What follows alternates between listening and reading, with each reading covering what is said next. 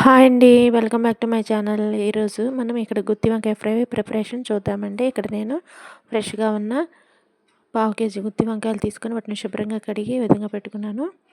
వీటిని ఇట్లా ఘాటు పెట్టుకోవాలండి. ఇక్కడ నేను చూపిస్తున్న విధంగా 4 భాగాలుగా ఈ విధంగా ఇది విడిపోకుండా ఇట్లాగా ఘాటు పెట్టుకోవాలన్నమాట. వీటిని ఫస్ట్ ప్యాన్ పెట్టుకొని ఆయిల్ వేసుకొని అందులో కొంచెం సేపు ఫ్రై చేసుకోవాలి.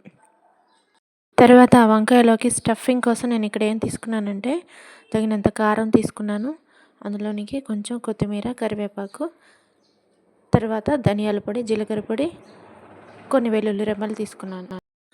కాస్త పసుపు, తగినంత ఉప్పు కూడా వేసుకొని స్టఫింగ్ కోసం వీటన్నిటిని నేనేం చేశానంటే ఇక్కడ ఎండు కొబ్బరి కూడా నేను తీసుకున్నానండి.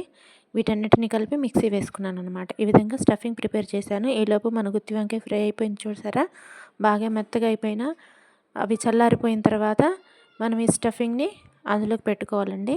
ఈ విధంగా అన్ని వంకాయల్లోకి మనం స్టఫ్ చేసుకున్న తర్వాత మరలా ప్యాన్ పెట్టుకొని అందులో కొంచెం ఒక 2 మినిట్స్ వాటిని అట్లాగా ఫ్రై చేసుకోవాలి. తర్వాత మనం తాలింపు పెట్టుకోవడం అన్నమాట. ఆయిల్ వేసుకొని అందులో పచ్చిపప్పు, శనగపప్పు అంటే మినపప్పు వేసుకోవాలి. 2 వెల్లుల్లి రెబ్బలు, ఎండుమిర్చి, కరివేపాకు వేసాను. తర్వాత మన స్టఫింగ్ మొత్తం అందులో వేసి కలిపానండి. కారం అంతా మంచి స్మెల్ వస్తుందండి. తర్వాత మన స్టఫ్ చేసుకున్న కొంచెం ఫ్రై చేసుకున్న వంకాయలను కూడా అందులో వేసుకొని ఒక 2 మినిట్స్ అలా మూత పెట్టుకున్నట్లయితే మొత్తానికి మంచిగా మగ్గిపోతాయి అన్నమాట. చూసారా మన వంకాయ ఎంత మెత్తగా అయిపోయింది. లోపల ఉన్న స్టఫ్ చూసారా ఎంత బాగుందో. చాలా టేస్ట్గా వచ్చిందండి.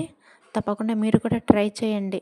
మన ఛానల్ని దయచేసి సపోర్ట్ చేయండి, సబ్స్క్రైబ్ చేయండి, షేర్ చేయండి, లైక్ చేయండి, కామెంట్ చేయండి. Thank you.